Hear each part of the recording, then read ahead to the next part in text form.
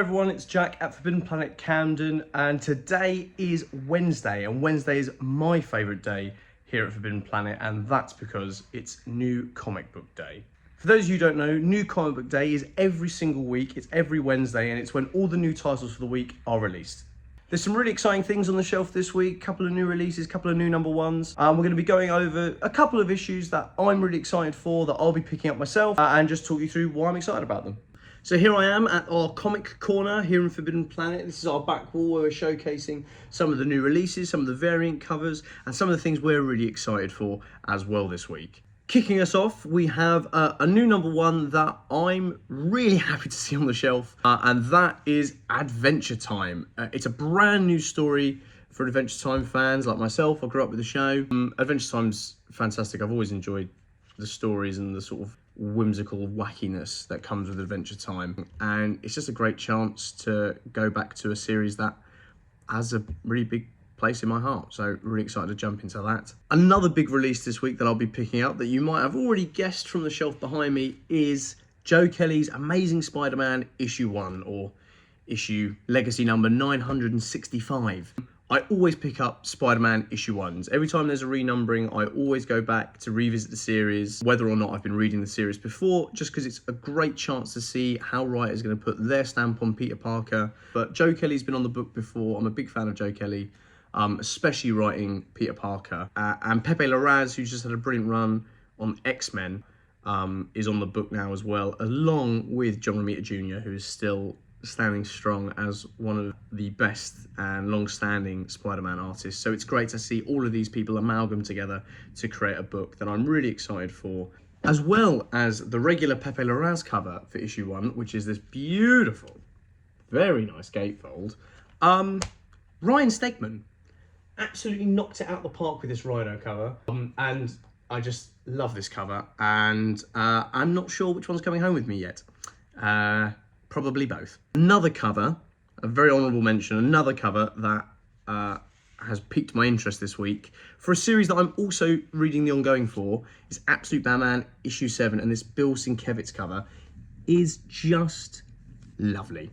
It's a brand new arc on the book. If you haven't picked it up before, it might be a nice chance to see what all the fuss has been about, and I can tell you from someone who's been reading it, it's well worth the fuss. Now, I'm a huge sucker for a great facsimile edition. If you don't know what a facsimile is a one-for-one reproduction, more or less, as close as they can nowadays with modern technology. Marvel and DC have gotten very good at these over the last couple of years, and this week is no exception, because Marvel have masterfully reprinted Marvel Star Wars issue 1, which is a great book. I'm a big collector of back issues myself, but there are some back issues that I am not going to be able to pick up, at least for a while, or are a little out of my price range currently. So I think facsimiles are a great way to fill any holes in collections people have, and you don't get much better than Star Wars issue 1. It's a great way to interact with older stories that haven't been reprinted very regularly, or as I mentioned earlier, aren't as obtainable as certain other back issues. This is definitely coming home with me in my pull list this week.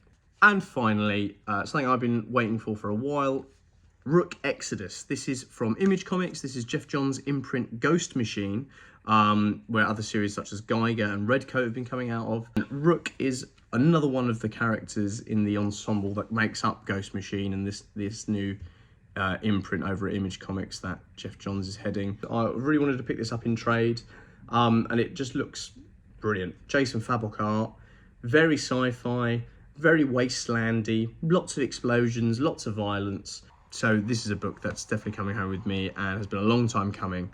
So yeah, that's everything that's coming home with me this week. That's everything in my pull list. But we want to hear from you. What are you guys picking up? What's on the shelf this New Comic Book Day that you're really excited for? What's tickling your fancy? Let us know. We're always happy to take recommendations. I know I always am. If you get the chance, if Forbidden Planet Camden is your local, do pop in and see us and have a chat. Let us know. I love talking comics. We all do here at Forbidden Planet. So even if Camden isn't your local store, we have branches all around the country that you can visit, and you can pick up all of these comics and way more just off the shelf.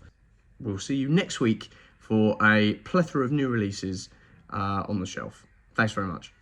If you're enjoying watching Forbidden Planet TV and you're enjoying watching us talk to the world's most interesting and accomplished filmmakers, authors, artists, musicians, creators, subscribe right here. See you soon.